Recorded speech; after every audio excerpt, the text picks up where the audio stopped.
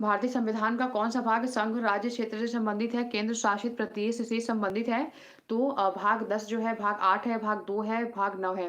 तो भाग 8 जो है हमारे संघ राज्य क्षेत्र से संबंधित है, भाग 2 नागरिकता से है, भाग 9 पंचायती राज से जुड़ा हुआ है और भाग 10 जो है वो अनुसूचित जाति जनजाति से अनुसूचित जाति जनजाति का क्षेत्र है। तो अभी मैं उसके क्वेश्चन भी कराती हूँ आप लोगों को, लेकिन भाग 2 तो क्लियर ही होगा नागरिकता से, भाग 9 पंचायती राज से और भाग 8 जो है वो केंद्र शासित प्रदेश मतलब कि संघ राज्य क्षेत्र से जुड़ा हुआ है, ठीक है? तो हमारा जो आंसर बनेगा इस क्वेश्चन का जो बनेगा वो हमारा जो इस क्वेश्चन का आंसर बनने वाला है वो क्या बनेगा तो वो बी बनेगा, ठीक है। यहाँ पे हमारा जो आंसर बनेगा वो बी बनेगा और फिर थोड़ा सा इसका एक्स्ट्रा पॉइंट भी हम लोग देख लेते हैं कि जो भाग 8 है जो भाग 8 है वो संघ राज्य क्षेत्र से जुड़ा हुआ है और अनुच्छेद 239 से लेकर 242 तक जो है वो संघ राज्य क्षेत्र मतलब कि केंद्र शासित प्रदेश से जुड़ा हुआ है। वर्तमान में कितने से केंद्र शासित प्रदेश हैं? तो वर्तमान में भारत में 8 केंद्र शासित प्रदेश हैं, ठीक है। तो यहाँ पे 239 से लेकर 242 तक जो है वो केंद्र शासित प्रदेशों से जुड़ा हुआ अनुच्छेद है। और अगले क्वेश्चन पे अगर हम चलें तो हमारा अगला क्वेश्चन क्या बोल रहा है? हमारा अगला क्वेश्चन बोल रहा है कि भारतीय संविधान का भाग 9 निम्नलिखित में से किससे संबंधित है? तो जो भाग 9 है वो किससे जुड़ा हुआ है? तो पंचायती राज से, नगर पालिका से, नीति निदेशक तत्व से या संघ और उसके राज्य क्षेत्र से? तो सबसे पहले तो ये देखा जाए कि भाग 9 जो है वो पंचायती राज से जुड़ा हुआ है। ये हमें एकदम अच्छे से पता होना चाहिए क्योंकि कोई भी एग्ज़ामिनेशन हो यहाँ से क्वेश्चन ज़रूर पूछे जाते हैं। पंचायती राज का मैं पूरा टॉपिक करवाऊँगी आप लोगों को कि ये काफ़ी इम्पोर्टेंट चैप्टर होता है पॉलिटी में। तो पंचायती राज जो है वो भाग 9 से जुड़ा हुआ है। अगर हम नगर पालिका की बात करें तो ये भाग 9 के क में रखा गया है। नगर पालिका को भाग 9 के क में रखा गया है और नीति निदेशक तत्व जो है उसे हम भाग 4 में रखा गया है। आप लोग को याद भी हो गया होगा ये और संघ और उसका राज्य क्षेत्र मतलब कि केंद्र शासित प्रदेश जो है वो अम संघ और नहीं संघ राज्य क्षेत्र जो है वो केंद्र शासित प्रदेश है, लेकिन जो संघ और उसका राज्य क्षेत्र है, ये भाग 1 में रखा गया है, ठीक है? भाग 1 में रखा गया है। यहाँ पे अगर यहाँ पे मतलब केंद्र शासित प्रदेश होता तो भाग 8 होता। तो यहाँ पे हमारा ए ऑप्शन जो है वो सही होगा, भाग 9 जो है पंचायती राज से जुड़ा हुआ है। हम लोग कुछ इसके एक्स्ट्रा पॉइंट भी देख लेते हैं हमारे इसके एक्स्ट्रा पॉइंट क्या होंगे और थोड़ा इसके एक्स्ट्रा पॉइंट भी हम लोगों को देख लेने चाहिए। तो हमारा इसका एक्स्ट्रा पॉइंट ये है कि भाग 9 जो है वो पंचायत से जुड़ा हुआ है और अनुच्छेद 243 से लेकर 243 ए से लेकर 243 ओ तक जो है वो नगर पंचायती राज मतलब कि नगर पंचायती राज से जुड़ा हुआ है भाग 9। भाग 9 जो है वो पंचायती राज से जुड़ा हुआ है और अनुच्छेद 243 से लेकर 243 ए से लेकर 243 ओ तक है, ठीक है? तो ये क्वेश्चन हमारा यहाँ पे क्लियर हुआ, काफ़ी इंपॉर्टेंट भाग ये हो जाता है। और अगला क्वेश्चन अगर हम देखें तो हमारा जो अगला क्वेश्चन है वो क्या होगा? अगला क्वेश्चन है कि 97वां संविधान संशोधन 2011 के द्वारा भारतीय संविधान में निम्नलिखित में से किस किस विषय को जोड़ा गया था? तो किस विषय को जोड़ा गया था? नगर पालिका को, पंचायत को, सहकारी समितियों को या निम्न में से कोई नहीं। 97वां संविधान संशोधन जब 2011 हुआ था 97वां संविधान संशोधन जब जो 2011 हुआ था, एक तो आपको ये भी डेट याद करके रखनी होगी कि 97वां संविधान संशोधन कब हुआ था? तो 2011 में हुआ था, ठीक है? 2011 में कौन-सा संविधान संशोधन हुआ था? 97वां संविधान संशोधन हुआ था, के द्वारा भारतीय संविधान में निम्नलिखित में से किस विषय को जोड़ा गया है? तो नगर पालिका को जोड़ा गया, पंचायत को जोड़ा गया, सहकारी समितियों को जोड़ा गया या फिर इनमें से किसी को भी नहीं जोड़ा गया। तो 97वां संविधान संशोधन जो है वो सहकारी समितियों को इसमें जोड़ा गया था। ये भाग 9 ख में है, ठीक है? भाग 9 ख में है। भाग 9 ख में है। नगर पालिका मैंने आपको बताया था भाग 9 क में है, ठीक है? और इसे 74वां संविधान संशोधन के तहत इसे जोड़ा गया और पंचायत जो है वो भाग 9 में है और इसे 73वां संविधान संशोधन 1992 के तहत जोड़ा गया था। तो आपको तीनों ही मैं एक बार फिर से आपको क्लियर करा देती हूँ। पहले तो इसका आंसर क्या होगा ये क्लियर कर लीजिए आप लोग। इसका जो आंसर होगा वो सहकारी समितियाँ होगा। 97वां संविधान संशोधन के द्वारा सहकारी समितियों को संविधान के भाग 9 ख में, ठीक है? 9 ख में जोड़ा गया था। 9 ख में सहकारी समितियों की जो बात है वो 9 ख में की गई है और इसे 97वां संविधान संशोधन 2011 के तहत जो है इसे जोड़ा गया था। तो यहाँ पे हमारा सी ऑप्शन जो है वो सही आंसर बनेगा। हमारा जो सी ऑप्शन है यहाँ पे सही आंसर बनेगा, लेकिन अगर हमें दोनों की बातें और याद होनी चाहिए कि जो नगर पालिका है वो भाग 9 क में है और इसे 74वां संविधान संशोधन 1992 के द्वारा जोड़ा गया था इसे और उसके बाद जो पंचायत है उसे हम उस जो पंचायती राज है उसे संवैधानिक दर्जा कब मिला था? तो उसे 73वां संविधान संशोधन 1992 के तहत दिया गया था। तो यहाँ पे ये तीनों बातें हमें याद रखनी है, लेकिन अभी हमें दोनों के क्वेश्चन करने बाकी हैं, लेकिन जो क्वेश्चन अभी त हम लोगों ने किया सहकारी समितियाँ 9 ख में है और 97वां संविधान संशोधन 2011 से जुड़ा हुआ है, ठीक है? तो ये हमारा यहाँ पे क्लियर होता है ये क्वेश्चन। तो अभी हम लोग आगे बढ़ते हैं और अगले क्वेश्चन पे चलते हैं हमारे। अगला क्वेश्चन है कि भारतीय संविधान का भाग 10 निम्नलिखित में से किससे संबंधित है? जो भाग 10 है वो किससे जुड़ा हुआ है? अनुसूचित जाति और जनजाति से। और वहाँ पे कुछ पॉइंट छूट गया क्या? मतलब नहीं, ठीक है। अनुसूचित जाति विभाग 10 जो है वो अनुसूचित जाति और जनजाति से जुड़ा हुआ है, और या फिर नागरिकता से जुड़ा हुआ है, राजभाषा से है, या निर्वाचन से जुड़ा हुआ है। तो जो भाग 10 है मैंने आपको बताया था अनुसूचित जाति और जनजाति से जुड़ा हुआ है, नागरिकता जो है वो भाग 2 से जुड़ा हुआ है, राजभाषा जो है वो भाग 17 में है, और निर्वाचन जो है वो मैं उसको थोड़ा भूल रही हूँ निर्वाचन को, लेकिन ये राजभाषा जो है वो निर्वा निर्वाचन जो है, 1 सेकंड। तो जो हमारा भाग 10 है वो अनुसूचित जाति और जनजाति से जुड़ा हुआ है, ठीक है? और जो हमारा निर्वाचन है वो भाग 15 में है, ठीक है? हमारा जो निर्वाचन है वो भाग 15 में है, और जो राजभाषा है वो भाग 17 में है। अभी हम लोग इसके क्वेश्चंस भी करेंगे। और जो नागरिकता है वो भाग 2 में है। तो नागरिकता तो अभी तक याद हो गया होगा, मैंने 5-6 बार इसको याद करवाया आप लोगों को इसी क्लास में, कि नागरिकता जो है वो भाग 2 में है, और राजभाषा भाग 17 में है, निर्वाचन भाग 15 में है, ठीक है? और उसके बाद जो हमारा आंसर बनेगा वो हमारा आंसर बनेगा ए, अनुसूचित जाति और जनजाति जो है वो भाग 10 में जुड़ा हुआ है। भाग 10 से अनुसूचित जाति और जनजाति जुड़ा हुआ है। और अब इसका अनुच्छेद भी देख लेते हैं, ये किस अनुच्छेद से किस अनुच्छेद तक है। तो भाग 10 जो है हमारा पंचायत वाले क्वेश्चन तो हो गए हम लोगों के। यहाँ पे एनिमेशन आ नहीं पाया है। तो जो भाग 10 के जो अनुच्छेद हैं वो कितने तक है? तो 244 से लेकर 244 क तक, 244 से 244 क तक जो है वो अनुसूचित जाति और जनजाति से जुड़े हुए अनुच्छेद हैं। और अगले क्वेश्चन में चलते हैं हम लोग। तो अगला क्वेश्चन है हमारा, जो अगला क्वेश्चन है वो है, भारतीय संविधान के किस भाग में संघ और राज्य के मध्य संबंध की बात की गई है? संघ और राज्य के मध्य संबंध की जो बात की गई है किस अनुच्छेद में की गई है? ठीक है, यहाँ पे पूछा जा रहा है कि संघ और राज्य के मध्य जो संबंध की बात की गई है वो किस अनुच्छेद में की गई है? तो मतलब किस भाग में की गई है? भाग 10 में की गई है, भाग 11 में की गई है, भाग 12 में की गई है, भाग 13 में की गई है। तो भाग 11 में की गई है। भाग 11 में संघ और राज्य क्षेत्र के संबंध में बात की गई है। भाग 10 जो है वो अनुसूचित जाति और जनजाति से जुड़ा हुआ है, और भाग 12 जो है वो वित्त और संपत्ति से जुड़ा हुआ है। भाग 12 जो है वो वित्त और संपत्ति से जुड़ा हुआ है।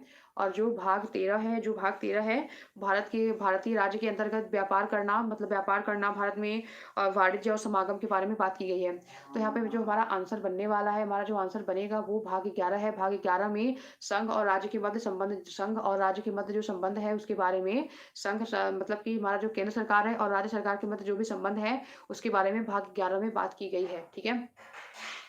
उसके बारे में भाग 11 में बात की गई है। और यहाँ पे एक एक्स्ट्रा पॉइंट ये है कि जो विधायी संबंध है वो अनुच्छेद 243 से लेकर 263 तक है, और जो प्रशासनिक संबंध है 256 से लेकर 263 तक है, ठीक है? और अब हम लोग आगे बढ़ते हैं। हमारा अगला क्वेश्चन है कि भारतीय संविधान का भाग 12 किससे जुड़ा हुआ है? तो जो भाग 12 है वो किससे जुड़ा हुआ है? भारतीय संविधान का जो भाग 12 है वो किससे जुड़ा हुआ है? तो मैंने आपको बता ही दिया था कि वित्त, संपत्ति, संविदा और वाद से जुड़ा हुआ है। संविदा और वाद से जुड़ा हुआ है।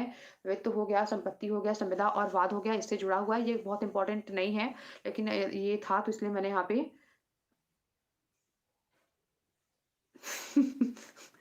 सुपर टेट में पॉलिटी तो सभी में आएगी ना। जो हमारे क्वेश्चंस होंगे वो सारे एग्जाम को, मतलब टीचिंग के एग्जाम को टारगेट करेंगे। पॉलिटी का हम लोग जो भी करेंगे, मतलब जीके का पोर्शन जो भी करेंगे वो सुपर टेट में तो आएगा ही आएगा।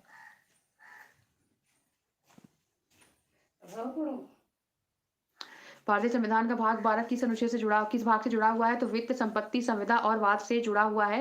तो और जो ये मौलिक अधिकार हैं तो भाग 3 में है, मुझे लगता है याद हो गया होगा अब तक। और राजभाषा अभी तक मैंने पढ़ाया नहीं है, लेकिन मैंने आपको बता भी दिया था भाग 17 में है, और आपात उपबंध जो है वो भाग 18 में है। तो आपका जो भाग है वो सारा मैं आज क्लियर करा दूंगी क्वेश्चन के माध्यम से। एक बार आप लोग इस वीडियो को देखने के बाद एक बार खुद से रिवाइज कर लेंगे तो आपका क्लियर हो जाएगा। तो ये बहुत इंपॉर्टेंट नहीं था, इसलिए फिर भी मैंने इसको ऐड कर ही लिया था। और अगले क्वेश्चन पे अगर हम चलें, और सुपर टेट में जो भी आएगा जैसे कि हिस्ट्री हो गया, पॉलिटी हो गया, इकोनॉमिक्स हो गया और साइंस हो गया, इसको हम लोग ये करेंगे और इंग्लिश का ग्रामर करेंगे, हिंदी का ग्रामर भी करेंगे, वो भी सुपर टेट में काम आ जाएगा और सीडीपी तो काम में आएगा ही। कंप्यूटर की भी कुछ क्लासेस लास्ट टाइम पे हम लोग कर सकते हैं। 200-400 क्वेश्चन हम लोग कंप्यूटर के भी कर लेंगे और करंट अफेयर हम लोग स्टार्ट करने वाले हैं बहुत जल्द, जो कि हमारे सुपर टेट में और केवीएस दोनों में ही काम में आएगा।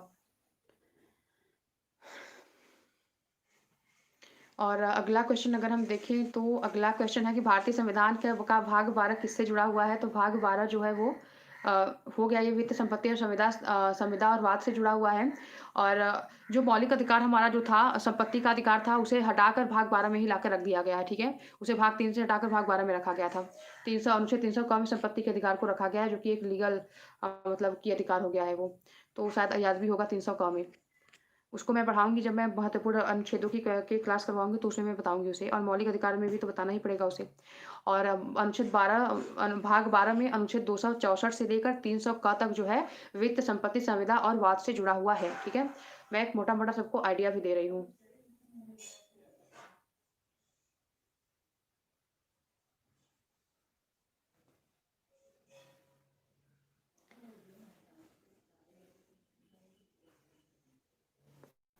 अगला क्वेश्चन भारतीय संविधान के भाग 13 में निम्नलिखित में से किसका उल्लेख है? भाग 13 में किसका उल्लेख किया गया है? तो भाग 13 में भारत की राज्य क्षेत्र के भीतर समागम, वाणिज्य और व्यापार के बारे में है। अनुसूचित जाति जनजाति क्षेत्र मैंने आपको बताया 10 में है तो ये याद हो ही गया होगा अभी तक। और निर्वाचन के बारे में कब कहा गया है? तो निर्वाचन के बारे में भाग 15 में कहा गया है और ये भी याद हो ही गया होगा, 3 बार मैं अभी तक बता चुकी हूँ इसको। और आपात उपबंध भी मैंने 3 बार बताया, अभी ये भाग 18 में है, ठीक है? तो आपको ये तीनों बातें क्लियर रखनी है। अनुसूचित जाति जनजाति भाग 10 में रखा गया है, निर्वाचन को भाग 15 में रखा गया और आपात उपबंध को भाग 18 में रखा गया है। लेकिन हमारा जो क्वेश्चन पूछ रहा है कि जो भाग 13 में है क्या है? तो भाग 13 में भारत के राज्य क्षेत्र के भीतर व्यापार, वाणिज्य और समागम से संबंधित है ये, ठीक है? ये बहुत इंपॉर्टेंट नहीं है। भाग 12 और 13 जो है बहुत इंपॉर्टेंट नहीं है, इसलिए आप इसे छोड़ भी सकते हैं। लेकिन एक मतलब आइडिया होना चाहिए कि इसमें क्या रखा गया है, याद ना हो तो भी चलेगा। और क्योंकि इसमें क्वेश्चन जो है बहुत कम ही पूछे गए हैं अभी तक मैंने जितने भी देखे हैं। तो अभी क्वेश्चन ये है कि भाग 13 जो है वो अनुच्छेद 301 से लेकर 307 तक है। अनुच्छेद जो है 301 से लेकर 307 तक है, ठीक है? तो यहाँ पे हमारा ये बात क्लियर हो जाता है भाग 13 का। अब हम लोग आगे चलते हैं और क्लास लग रहा है थोड़ी लंबी हो रही है आज की क्योंकि मुझे 25 क्वेश्चन पूरे कराने हैं आज। तो भारतीय संविधान के किस भाग में संघ और राज्यों के अधीन सेवाओं की बात की गई है? तो ये इम्पोर्टेंट हो जाता है क्योंकि अभी जितने भी मतलब यूपीपीएससी वगैरह के एग्ज़ाम हुए हैं वहाँ पे मतलब संघ और राज्यों के अधीन जो सेवाएँ हैं उसे इससे एक अनुच्छेद पूछा गया था। तो ऐसे क्वेश्चन पूछे जा सकते हैं। तो भारतीय संविधान के किस भाग में संघ और राज्यों के अधीन सेवाओं की किसमें बात की गई है? तो भाग 14 में, भाग 16 में, भाग 18 में, भाग 19 में। तो सबसे पहले आप भाग 18 को पकड़ सकते हैं। तो भाग 18 में हम लोगों ने आपात उपबंध की बात की थी, तो यहाँ पे तो नहीं होगा। और संघ और राज्यों के अधीन जो सेवाएँ हैं, उसे भाग 14 में रखा गया है, ठीक है? संघ और राज्य के अधीन जो भी सेवाएँ हैं, उसे भाग 14 के अधीन रखा गया है। संघ और राज्य के अधीन सेवाएँ मतलब कि जो यूपीएससी का एग्ज़ाम कंडक्ट कराते हैं, जैसे कि यूपीएससी, आईएसपीसीएस का एग्ज़ाम कराते हैं और उसके बाद स्टेट पीसीएस जो भी हो गए, राज्य में जो भी स्टेट पीसीएस होते हैं, तो इनके अधीन जो भी सेवाएँ हैं, इन्हें रखा गया है। भाग 14 के अंतर्गत इसे रखा गया है। ये इम्पोर्टेंट है, जिससे क्वेश्चन जो है काफ़ी टाइम बनते हैं। सीटेट होने के चांस अभी तो दिसंबर में भी हो सकता है, लेकिन मुझे लगता है जनवरी से पहले तो नहीं कराएँगे। क्योंकि 45 दिन पहले उन्हें बताना होगा और उन्होंने 45 दिन सिर्फ़ बचे हुए हैं जिसमें कि एनटीपीसी का एग्ज़ाम भी होने वाला है। एनटीपीसी का एग्ज़ाम होने वाला है, उसके बाद आरओ का मेंस एग्ज़ाम होने वाला है 20 के बाद 22-23 को शायद। उसके बाद 27 को बिहार पीसीएस का एग्ज़ाम होने वाला है, तो मुझे नहीं लगता कि अब दु मतलब दिसंबर में एग्ज़ाम ये लोग करा पाएँगे। अगर 15 के पहले करा सकते थे, तो करा सकते थे, लेकिन अभी टाइम भी नहीं बचा है कि वो पन 45 दिन पहले उन्हें नोटिफ़िकेशन देना ही होता है। अगर अभी तक उन्होंने नोटिफ़िकेशन दिया नहीं है, तो इसका मतलब ये है कि 2020 में एग्ज़ाम ना ही होने की ही संभावनाएँ ज़्यादा हैं। लेकिन अभी तो कुछ भी हो सकता है इस साल तो कुछ भी हो गया है, तो कुछ भी हो सकता है। तो अभी 70% चांसेस है कि नहीं होगा इस बार, मतलब इस साल तो नहीं ही होगा। तो भाग 14 भी तो हमारा क्लियर हो गया, तो भाग 14 जो है वो जो संघ और राज्य क्षेत्र से जुड़ा हुआ है, ठीक है? तो इससे जो क्वेश्चन है कोई भी एग्ज़ाम हो हम दे रहे हों, उसमें ये तो भाग से क्वेश्चन तो आते ही आते हैं, एक क्वेश्चन तो आ ही जाते हैं। भाग 14 जो है वो अनुच्छेद 300 से 308 से 314 तक जुड़ा हुआ है। मतलब अगर हम यूपीएससी की बात करें, ठीक है? मतलब जो सेवाओं की बात अगर हम करें, अगर हम सेवाओं की बात कर रहे हैं, तो वो अनुच्छेद 308 से 314 तक जुड़ा हुआ है। और जो लोक सेवा आयोग है, लोक सेवा जो आयोग है, अनुच्छेद 315 से लेकर अनुच्छेद 323 तक जुड़ा हुआ है। अनुच्छेद 315 से 323 तक जो है वो लोक सेवा आयोग है। इसमें लोक सेवा आयोग में यूपीएससी भी आ सकता है, संघ लोक सेवा आयोग भी आ सकता है और राज्य सेवा आयोग को भी इसमें इंक्लूड किया गया है। जब हम लोग ये चैप्टर पढ़ेंगे तो वहाँ पे हम देखेंगे कि कौन-सा विशेष जो अनुच्छेद है वो संघ लोक सेवा से जुड़ा हुआ है और कौन-सा राज्य लोक सेवा से जुड़ा हुआ है, ठीक है? और करंट अफेयर की क्लासेज़ अगर हम लोग 6 महीने की करें 600 क्वेश्चन तो कैसा रहेगा? जो कि हमारे सुपर टेट में और केवीएस दोनों में ही काम में आएगा। अगला क्वेश्चन हमारा है कि भारतीय संविधान के किस भाग में संघ और राज्यों के अधीन सीमाओं की बात की गई? भाग 14 में ये क्लियर हो गया। अगला क्वेश्चन है और अगला क्वेश्चन है अभी अगला क्वेश्चन है कि भारतीय संविधान के किस भाग में अधिकरण का उल्लेख किया गया है? अधिकरण, ये आरओ के एग्ज़ाम में क्वेश्चन आया हुआ था, ठीक है? ये क्वेश्चन आरओ में आया हुआ था और ये काफ़ी इम्पोर्टेंट है। कभी-कभी हमें लगते हैं कि ये जो क्वेश्चन है वो नहीं पूछे जाएँगे, लेकिन जो एक्स्ट्रा भाग जोड़े गए हैं वो तो हमें एकदम अच्छे से याद रखना है। जैसे कि 4 क जो है मौलिक कर्तव्य हो गया, 9 क जो है उसे और जो 9 क है वो नगर पालिका से जुड़ा हुआ है और जो 9 ख है वो सहकारी समितियों से जुड़ा हुआ है और जो ये अधिकरण है अभी जो अधिकरण वाला चैप्टर है, मतलब जो अधिकरण है, वो किससे जुड़ा हुआ है? तो अधिकरण जो है वो 14 क से जुड़ा हुआ है, ठीक है? ये संशोधन के द्वारा इसे जोड़ा गया था, तो इसलिए ये इम्पोर्टेंट हो जाता है। भाग 14 में आप लोगों ने देखा कि लोक सेवा आयोग से जुड़ा हुआ है, संघ और राज्य के अधीन जो सेवाएँ हैं उससे जुड़ा हुआ है और भाग 5 किससे जुड़ा हुआ था? तो भाग 5 हम लोगों ने देखा कि संघ से जुड़ा हुआ था। तो याद अभी तक हो ही गया होगा कि जो जो भाग 5 में संघ था, तो ये तो हमें अभी तक याद हो गया होगा। और एक बार फिर से इसको क्लियर करते हैं फिर से। जो हमारा आंसर बनेगा यहाँ पे अधिकरण जो है वो किससे जुड़ा हुआ है? तो भाग 14 ए से जुड़ा हुआ है, ठीक है? 14 क से जुड़ा हुआ है और जो भाग 5 है वो संघ से जुड़ा हुआ है। भाग 14 जो है वो संघ और राज्य के अधीन जो भी सेवाएँ हैं उससे जुड़ा हुआ है। और जो भाग 20 है वो संविधान संशोधन की प्रक्रिया से जुड़ा हुआ है, अनुच्छेद 368। तो अभी हम लोग उसके क्वेश्चन को भी देखते हैं। और इसके बारे में एक्स्ट्रा इन्फॉर्मेशन ये है कि ये भाग 14 है वो अनुच्छेद 223 से 223 क से 223 ख 2 मतलब उसमें रखा गया, क्योंकि ये संशोधन के द्वारा ही इसे रखा गया था। तो इम्पोर्टेंट क्वेश्चन ये बन जाता है कि इसे किस संशोधन के द्वारा इसे संविधान में रखा गया था? किस संशोधन के द्वारा इसे संविधान में रखा गया है? किस संशोधन के द्वारा अधिकरण को संविधान के भाग 14 क के अंतर्गत रखा गया है? भारतीय संविधान के भाग 14 क में का नहीं होगा, यहाँ पे क होगा। क में अधिकरण का उल्लेख किया गया है, अधिकरण का उल्लेख किया गया है और यह संविधान के किस संशोधन के द्वारा जोड़ा गया है?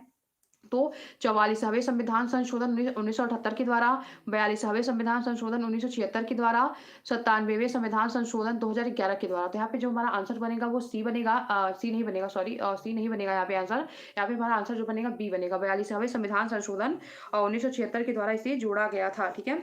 इसे 42वें संविधान संशोधन 1976 के द्वारा अधिकरण को भारतीय संविधान के भाग 14 क के अंतर्गत जोड़ा गया था। तो इसे हमें बहुत अच्छे से याद रखना है कि अधिकरण जो है वो भाग 14 क के अंतर्गत रखा गया है। 14 क के अंतर्गत अधिकरण रखा गया है। अधिकरण को ट्रिब्यूनल भी इंग्लिश में कहते हैं और 42वें संविधान संशोधन 1976 के द्वारा इसे जोड़ा गया था। तो हमारा आंसर यहाँ पे बी सही हो जाएगा। बी हमारा आंसर यहाँ पे सही होगा, 42वां संविधान संशोधन। तो ये हमारा आरओ में क्वेश्चन पूछा गया था इस बार ये वाले से। और अगला क्वेश्चन अगर हम देखें, तो भारतीय संविधान के किस भाग में निर्वाचन का उल्लेख किया गया है? तो निर्वाचन तो अभी तक याद हो ही गया होगा, मैंने 3-4 बार इसको बताया। भाग 15 में, 16 में, 18 में, 20 में। तो भाग 15 में निर्वाचन जो है इलेक्शन से जुड़ा हुआ अनुच्छेद कौन-सा है? तो भाग 15 है और ये काफ़ी मतलब इम्पोर्टेंट हो जाता है, क्योंकि ये बहुत जनरल चीज़ है और बहुत बार एग्ज़ाम में पूछ लिया जाता है और हम कन्फ्यूज़ होके इसे गलत कर देते हैं। तो भाग जो 15 है वो निर्वाचन से जुड़ा हुआ है, ठीक है? भाग 15 निर्वाचन से जुड़ा हुआ है। भाग 18 जो है वो आपात उपबंध है। भाग 20 संविधान संशोधन है। तो भाग 15 वाला हमारा ये क्वेश्चन क्लियर हुआ। ये किस अनुच्छेद से किस अनुच्छेद तक है, इसको देख लेते हैं एक बार।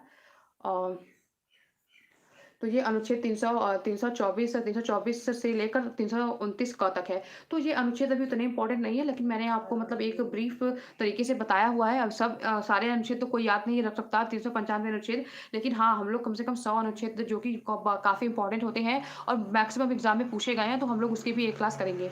इम्पोर्टेंट अनुच्छेद की भी और इम्पोर्टेंट जितने भी संशोधन हुए हैं, उसकी भी। और उसके बाद भाग की भी तो अभी अनुसूचियों की भी क्लास हम लोगों को करनी है एक।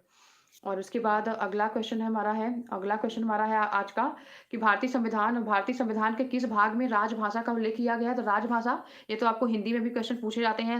तो राजभाषा का उल्लेख जो है किसमें किया गया है? तो भाग 17 में किया गया है, भाग 18 में, भाग 19 में, भाग 20 में।